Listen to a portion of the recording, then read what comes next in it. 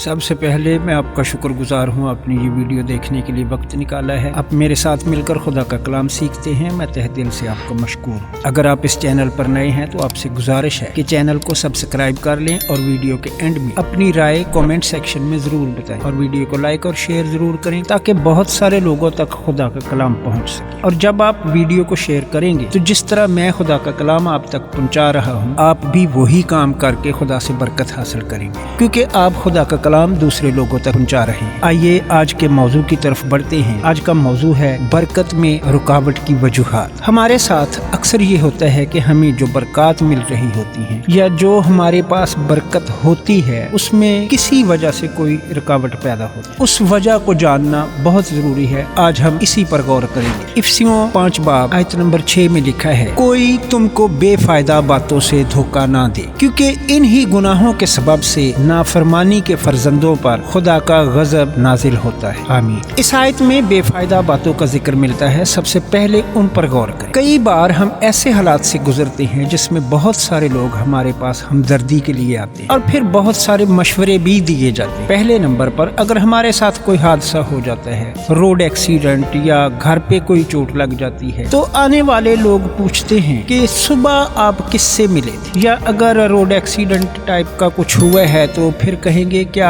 काली बिल्ली या कोई जानवर आपका रास्ता तो नहीं काट गया। दूसरे नंबर पर अगर हम बीमार हो जाते हैं तो फिर हमें पूछा जाता है आप कहाँ गए थे, आपके घर कौन आया था। तीसरे नंबर पर यह बताया जाता है कि शाम के वक्त घर की सफाई ना करें, झाड़ू ना लगाएं, क्योंकि इससे घर से रिज़्क निकल जाता है या फिर बरकतें मिलना बंद हो जाती। चौथे नंबर पर है अगर आपकी कोई चीज़ गुम हो जाती है जो बहुत कीमती हो, मसलन आपकी गोल्ड रिंग, तो वो भी बताया जाता है कि ये तो बहुत खतरनाक है। गोल्ड का यानी सोने का गुम हो जाना बहुत ही गलत होता है, आप एहतियात करना। इस तरह की बहुत सारी बातें हैं जो आप लोगों से सुनते हैं और ये सारी बातें आपको खुदा परस्ती से हटाकर तो हम परस्त बना देते हैं।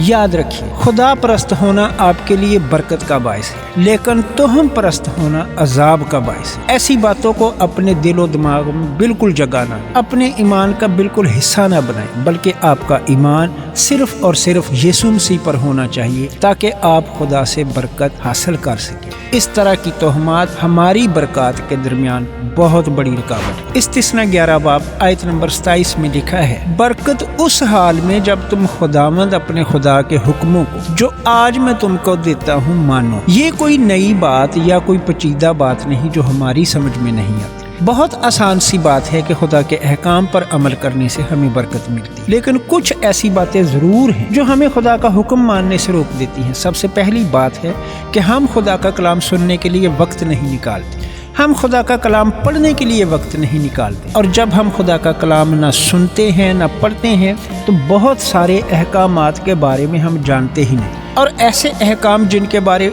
हम नहीं जानते, नादानिस्तगी में हम उन अहकामात को नहीं मान रहे होते, और बहुत सारे अहकाम जो हम जानते हैं उनको हम जानते बूझते दानिस्ता नहीं मानते। इन हुक्मों को ना मानने के नतीजे में हम बरकत हासिल नहीं करते। इमाल 3 बाब आयत नंबर 26 में लिखा है, खुदा ने अपने खादिम को उठाकर पहले तुम्हारे पास भेजा ताकि तुम में से हर एक को उसकी बदियों से हटाकर बरकत दे। आमीन। हमारे दरमियान आज भी खुदा के बहुत सारे खादिम हैं जो हमारे पास आते हैं। इसमें शक नहीं कि आप जिस जगह भी रह रहे हैं, आपके घर में, आपके मकान पर खुदा के खादिम पहुंचते हैं और खुदा का कलाम आपको सुनाया जाता है, बताया जाता है कि आप बदी से बाज आएं। वो हमेशा आपके घर में आपके पास पहुँच कर आपके लिए दुआ करते हैं कि खुदा आपको बरकत दे। लेकिन यहाँ इस आयत में आप देख सकते हैं कि खुदा अपने खादिम को तो हमारे पास भेजता है, वो खुदा का कलाम हमें पहुँचा देते हैं, यानी वो काम जो खुदा ने उन्हें दिया था उन्होंने पूरा कर दिया। लेकिन बदी से, बुराई से, गुनाह से हमने खुद को रोकना है। और जब हम बदी को, गुनाह को रोक देंगे और अपनी जिंदगी में से निकाल देंगे तो कोई शक नहीं कि हमें बरकत ना मिले। अपनी जिंदगी में से गुनाह और बदी को निकालना कुछ बहुत ज्यादा मुश्किल नहीं है। मुखालिफ मसीह जो कि इब्लीस है, ہے وہ ہمارے دلوں میں ہمارے دماغوں میں ایسی خواہش ایسی سوچ پیدا کرتے ہیں جو ہمیں برائی کی طرف لے کر جاتی ہے، اور اس کا مقابلہ کرنے کے لیے اس برائی سے بچنے کے لیے بدی سے بچنے کے لیے ہمیں کیا کرنا چاہیے؟ کچھ ایسا کہ ہم کسی بھی طرح کا گناہ نہ کر سکیں۔ اس کے لیے بائبل مقدس میں سے دیکھیں خدا کے کلام میں لکھا ہے مرکز 14 باب آیت نمبر 38 میں جاگو اور دعا کرو تاکہ آزمائش میں نہ پڑو، روح تو مستعد ہے مگر جسم کمزور ہے۔ آمین۔ جی ہاں، ہمیں جاگنا ہے اور دعا کرنی ہے، اور اس کا ہرگز یہ مطلب نہیں کہ آپ ساری رات سو ہی نہ سکیں یا سارا دن اور کوئی کام نہ کریں، بس دعا کرتے رہیں۔ جی نہیں، جاگنے کا مطلب ہے ہمیں ہوش و حواس کو قائم رکھنا چاہیے، ہمیں ہوشیار رہنا ہے ابلیس سے، ان سب باتوں سے جو ابلیس ہمارے ساتھ کرتا ہے، ہمیں سمجھاتا ہے، اور ہمیں اس سے بچنا ہے، ایسی باتوں سے جو ہمیں خدا سے دور لے کے جاتی ہیں، جو ہمیں خدا کے احکام کو ماننے سے روکتی ہیں، جو ہمیں خدا کا کلام سننے سے روکتی ہیں، جو ہمیں خدا کے ساتھ چلنے سے روکتی ہیں۔ ہمیں ہوشیار رہنا ہے ان سب باتوں کے لیے جو بائبل مقدس کے مطابق نہیں ہے، اور جب ہم ہوشیار ہوں گے، جاگتے ہوں گے، تو یقیناً ہم کسی طرح کی آزمائش میں نہیں پڑیں گے۔ بائبل مقدس میں لکھا ہے خروج 23 باب آیت نمبر 25 میں، اور تم خداوند اپنے خدا کی عبادت کرنا، تب وہ تیری روٹی اور پانی پر برکت دے گا، اور میں تیرے بیچ سے بیماری کو دور کر دوں۔ کیا آپ کو ایسا لگتا ہے اس آیت کے مطابق خدا نے کوئی آپ سے بہت بڑا مطالبہ کیا؟ ہرگز نہیں۔ یہ کچھ مشکل نہیں، صرف ہم سب کو عبادت ہی کرنی ہے۔ خدا کی عبادت کرنے کا نتیجہ کس قدر خوبصورت ہے، اس کا وعدہ ہے کہ وہ ہماری روٹی اور پانی پر برکت دے گا اور ہمارے بیچ میں سے بیماری کو دور کر دے گا۔ آج بہت ساری مشکلات جو ہم جھیل رہے ہیں، اس کی سب سے بڑی وجہ یہ ہے کہ ہم عبادت نہیں کرتے، ہم خدا سے دور ہو رہے ہیں، ہم خدا کا کلام سننے کی بجائے ابلیس کی بات سنتے ہیں۔ اگر خدا کا کلام آپ اپنے فون سے سنتے ہیں یا آپ کسی عبادت خانہ میں جا کر خدا کے خادم سے سنتے ہیں، تو آج ذرا اس بات کا حساب کریں کہ کتنا وقت آپ اپنے فون پر خدا کو دیتے ہیں، کتنا وقت آپ اس شخصیت کو دیتے ہیں جو خدا کے خلاف ہے، یعنی جس کے بارے میں بائبل مقدس میں لکھا ہے کہ وہ مخالف مسیح ہے، یعنی ابلیس۔ غور کریں کتنا وقت آپ عبادت خانہ میں جا کر گزارتے ہیں اور کتنا وقت آپ لوگوں کے ساتھ گزارتے ہیں اور اپنے کاموں میں گزارتے ہیں۔ آپ کو خود اندازہ ہو جائے گا کہ بہت قلیل وقت خدا کو دیا جاتا ہے۔ بائبل مقدس میں سے یعقوب پہلا باب آیت نمبر 25 میں لکھا ہے، لیکن جو شخص آزادی کی کامل شریعت پر غور سے نظر کرتا رہتا ہے، وہ اپنے کام میں اس لیے برکت پائے گا کہ سن کر بھولتا نہیں بلکہ عمل کرتا ہے۔ آمین۔ جب ہم خدا کا کلام سنتے ہیں، جب ہم خدا کا کلام پڑھتے ہیں، تو ہم یسوع مسیح کی شریعت کے بارے میں جانتے ہیں اور پھر اس پر غور کرتے ہیں، اور جب ہم غور کرتے ہیں تو ہم اس پر عمل بھی کرتے ہیں۔ اور یہ وعدہ ہے بائبل مقدس میں سے کہ جب ہم شریعت پر، جو آزادی کی شریعت ہے، اس پر غور کر کے عمل کرتے ہیں اور بھولتے نہیں، عمل کرتے ہیں اور برکت حاصل کرتے ہیں۔ حقیقت یہ ہے کہ ہم خدا کا کلام بہت کم سنتے ہیں اور سیکھتے ہیں، اور یہ بہت بڑی غلطی ہے جس کی وجہ سے ہماری برکات رک جاتی ہے۔ وہ برکت جو مسلسل ہمیں مل رہی ہوتی ہے، اس میں سب سے بڑی رکاوٹ پیدا ہی تب ہوتی ہے جب ہم خدا کے ساتھ اپنا تعلق ختم کر لیں۔ آزادی کی کامل شریعت یسوع مسیح سے ملی ہے۔ اگر آپ یسوع مسیح کی شریعت کے بارے میں جاننا چاہتے ہیں تو چینل کے ہوم پیج پر جائیں، آپ کو وہاں پر ویڈیو ملے گی جو یسوع مسیح کی شریعت کے بارے میں۔ ویڈیو کا لنک آپ کو آئی بٹن میں مل رہا ہے، اس پر کلک کر کے بھی آپ اس ویڈیو پر جا سکیں۔ پہلا پطرس 3 باب آیت نمبر 8 تا 12 میں لکھا ہے، غرض سب کے سب یک دل اور ہمدرد رہو، برادرانہ محبت رکھو، نرم دل اور فروتن بنو، بدی کے عوض بدی نہ کرو اور گالی کے بدلے گالی نہ دو، بلکہ اس کے برعکس برکت چاہو، کیونکہ تم برکت کے وارث ہونے کے لیے بلائے گئے ہو۔ چنانچہ جو کوئی زندگی سے خوش ہونا اور اچھے دن دیکھنا چاہے، وہ زبان کو بدی سے اور ہونٹوں کو مکر کی بات کہنے سے باز رکھے، بدی سے کنارہ کرے اور نیکی کو عمل میں لائے، صلح کا طالب ہو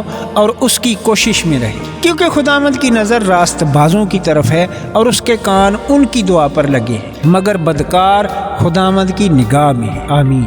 انجیل مقدس کی یہ آیات واضح طور پر یہ بیان کرتی ہیں کہ ہم جو مسیحی ہیں، ہمیں کیسا ہونا چاہیے، ہمارا کردار کیسا ہونا چاہیے۔ سب سے پہلی بات ہے کہ ہم سب کو یک دل اور ہمدرد ہونا چاہیے، یعنی ایک دوسرے کے ساتھ ہمارے تعلقات بہت اعلیٰ اور ایک دوسرے کے ہمدرد بنے۔ آیت کا دوسرا حصہ ہے برادرانہ محبت رکھو، یعنی ہمارا تعلق ایک دوسرے کے ساتھ بھائیوں جیسا ہونا چاہیے۔ نرم دل اور فروتن بنی، جی ہاں، یہ بہت ضروری ہے کہ ہم اپنے دلوں کی سختی کو دور کریں، خدا سے اپنے لیے نرم دل، گوشتین دل مانگیں، بدی کے عوض بدی نہ کریں اور گالی کے بدلے گالی نہ دیں، بلکہ اس کے برعکس برکت دیں۔ اور جب ہم دوسروں کے لیے برکت مانگیں گے تو اس کے بدلے میں خدا ہمیں برکت عطا فرمائے گا۔ اور لکھا ہے جو کوئی زندگی سے خوش ہونا چاہے اور اچھے دن دیکھنا چاہے وہ زبان کو بدی سے اور ہونٹوں کو مکر کی بات کہنے سے باز رکھے۔ سب سے خطرناک عضو ہمارے جسم میں ہماری زبان ہے۔ اس موضوع پر بھی ایک ویڈیو بنا چکا ہوں، آئی بٹن میں آپ کو لنک مل جائے گا، آپ وہاں پر جا کر ویڈیو دیکھ سکتے ہیں۔ ہمیں اپنی زبان کو پورے طور پر اپنے کنٹرول میں کرنا ہے، کوئی ایسی بات نہیں کرنی چاہیے جو بدی کے تحت آتی ہے۔